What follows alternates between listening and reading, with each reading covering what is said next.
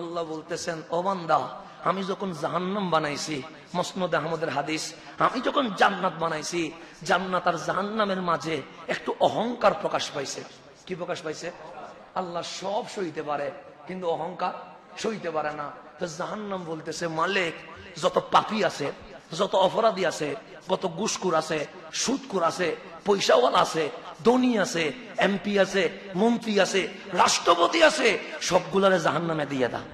এটা কে বলতেছে? জাহান্নামে বলতেছে। আর জান্নাতে বলতেছে, মালিক, আমি একটা জিনিস চাইবো। আল্লাহ বলে, তুই কি চাইবি? যত গরিব, মিসকিন, ফকির, এগুলারে আমারে দিয়ে দাও। আল্লাহর কাছে কথা ভালো লাগে নাই। মুসনাদ আহমদ থেকে বলতেছি, আমার থেকে না। জান্নাত বানানোর পরে জান্নাত বলছে, মিসকিন, ফকির, গরিব আমাকে দাও।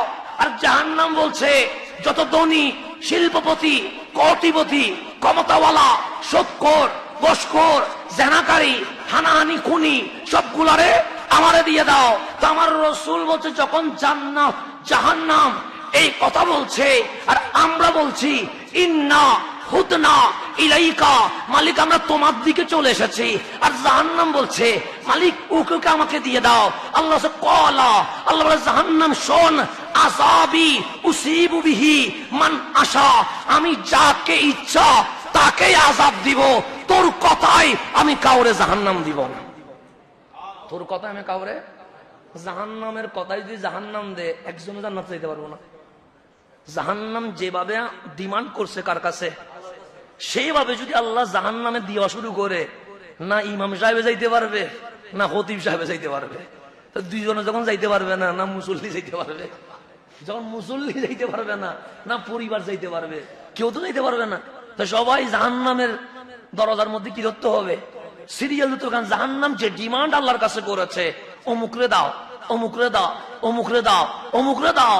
তো আল্লাহ বলে, জাহান্নাম তোরে বানাইছি, যাদের উপর আমি রাগ করছি তাদেরকে শাস্তি দেওয়ার জন্য, কিন্তু যে ডিমান্ড করেছিস, অমুককে আযাব দিতে হবে, অমুককে আযাব দিতে হবে, অমুককে আযাব দিতে হবে, তোর কথায় আমি আযাব দিব না।